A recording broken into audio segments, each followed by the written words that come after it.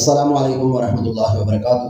ناظرین، علم دین اب ان لوگوں کے ہاتھوں میں تماشا بن گیا ہے جو شہرت کی خاطر صدیوں کی معتبر ہستیوں کی پگڑیاں اچھالتے ہیں۔ جس ہستی کے علم کا لوہا بغداد سے لے کر بر صغیر تک کے بڑے بڑے ائمہ نے مانا، جس کے قدموں میں بیٹھ کر لاکھوں گمراہوں نے تو باقی، آج ایک شخص انہیں جاہل کہہ رہا ہے۔ جی ہاں ناظرین، انجینئر محمد علی مرزا نے سیدنا شیخ عبد القادر جیلانی رحمۃ اللہ علیہ پر جاہلیت کا فتویٰ لگایا ہے۔ آج کی اس ویڈیو میں مرزا صاحب کی اس علمی خیانت کا کچا چٹا کھولوں گا اور ثابت کروں گا کہ جاہل وہ نہیں تھے بلکہ عبارت کو توڑ مروڑ کر پیش کرنے والا حقیقت سے کوسوں دور ہے۔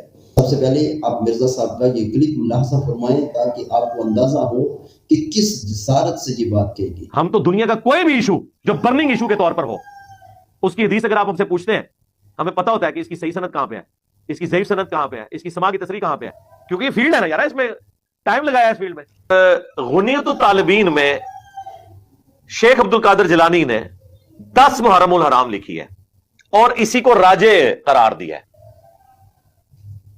پیدائش کا مہینہ بھی فارغ ہو گیا اور تاریخ بھی فارغ ہوگی محرم میں، تو عبد القادر جیلانی کو اپنے نبی کی پیدائش کا نہ مہینہ پتہ لگا نہ تاریخ پتہ۔ ان لوگوں کا علم غیب تو یہاں سے فارغ کرے نا کہ ان کو تو پتہ ہی نہیں چلا۔ صرف علم غیب فارغ نہیں ہوگا، علم دین بھی فارغ ہوگا کہ ہمارے بچوں کو تو پتہ ہے کہ دلائل النبوہ، اب دلائل النبوہ حدیث کی جو کتاب ہے وہ شیخ عبد القادر جیلانی کی پیدائش سے پہلے دنیا میں موجود تھی، اور سیرت ابن شام تو بہت ہی پرانی تھی، اور سیرت ابن اسحاق تو اس سے بھی پہلے تھی۔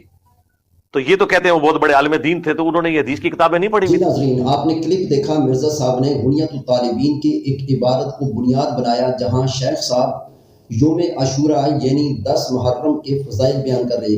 مرزا نے شور مچایا کہ شیخ صاحب کو تو نبی صلی اللہ علیہ وآلہ وسلم کی ولادت کی تاریخ کا نہیں پتہ۔ مرزا صاحب، آپ کی اتنی علمی اوقات بھی نہیں کہ آپ فضائل اور تاریخ کے فرق کو سمجھ سکیں۔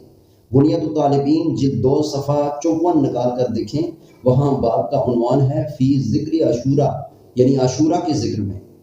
وہاں شیخ صاحب فرماتے ہیں وفیہ ولد ابراہیم وفیہ ولد عیسیٰ وفیہ ولد النبی صلی اللہ علیہ وسلم، یعنی اسی دن ابراہیم علیہ السلام پیدا ہوئے، اسی دن عیسیٰ علیہ السلام پیدا ہوئے، اور اسی دن نبی کریم صلی اللہ علیہ وآلہ وسلم پیدا ہوئے۔ مرزا صاحب، یہاں شیخ صاحب تاریخ ولادت کی تحقیق نہیں کر رہے بلکہ وہ اس دن کی عظمت بتانے کے لیے روایات نقل کر رہے ہیں۔ یہ محدثین کا قاعدہ ہے کہ وہ فضائل کی باب میں وسعت رکھتے ہیں۔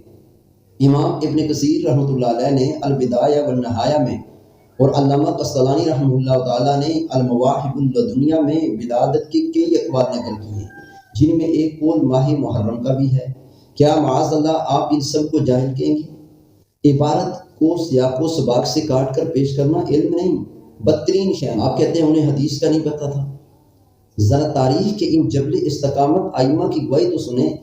امام نووی رحمۃ اللہ علیہ شارح مسلم اپنی کتاب بستان العارفین میں فرماتے ہیں کہ شیخ عبد القادر جیلانی رحمۃ اللہ علیہ سے بڑھ کر کوئی صاحب علم و کرامت نہیں۔